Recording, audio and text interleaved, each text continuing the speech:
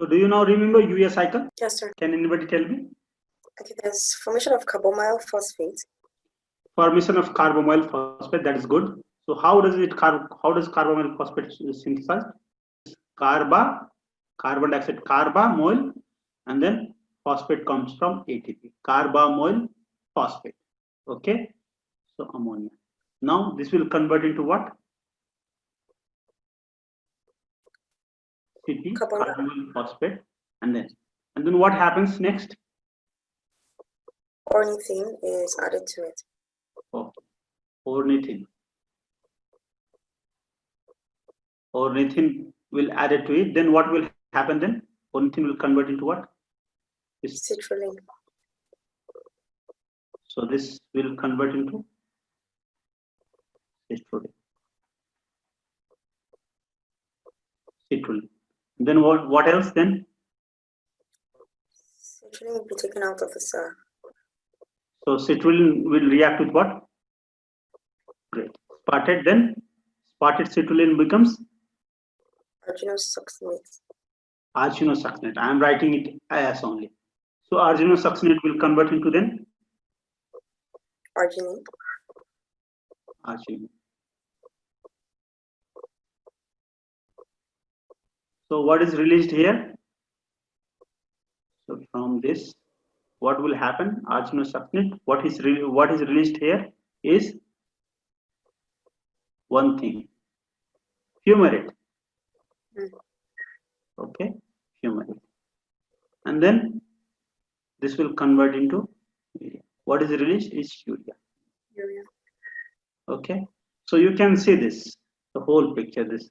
So I will give you a brain map to memorize this urea cycle. Okay, I'll give you a brain map to memorize urea cycle. So brain maps are memory techniques. Okay, so that you picturize something and you memorize that. So you picturize and sketch and you memorize that. So this I will provide you a brain map. So did you remember I told you to remember O will convert into C and C will convert into A and A will convert into O. So remember it as OCA. Okay, OCA. So this is mnemonics. You use this. So OCA makes a triangle. This OCA makes a triangle. OCA.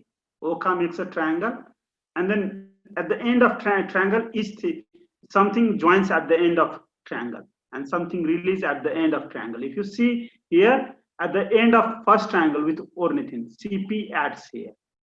At the end of this second triangle, aspartate is adding. At the end of this last angle, at the apex of this triangle, last apex. So urea is released.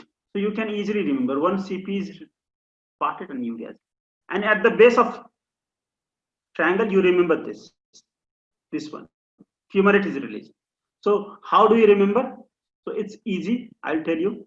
So remember a triangle like this. Remember a triangle like this. Remember here something is added. Remember here something is added. Remember here something is released. And at the base also add one thing also. So will you remember this sketch? OCA. Here is in between molecules AS. And then urea. Here CP. Here is aspartate.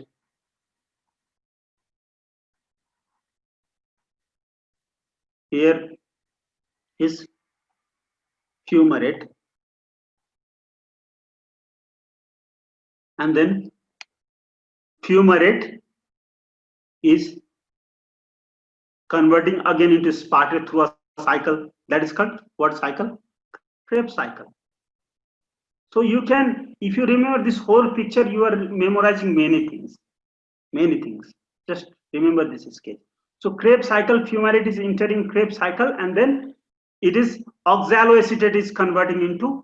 So oxaloacetate will convert into aspartate, and aspartate will join this urea cycle. So this is how everything, this Krebs cycle is connected with urea cycle. And this is a shunt. This is a shunt. This shunt is called aspartate arginosuccinate shunt.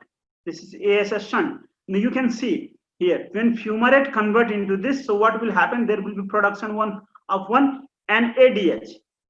NADH. There will be production of NADH in this shunt.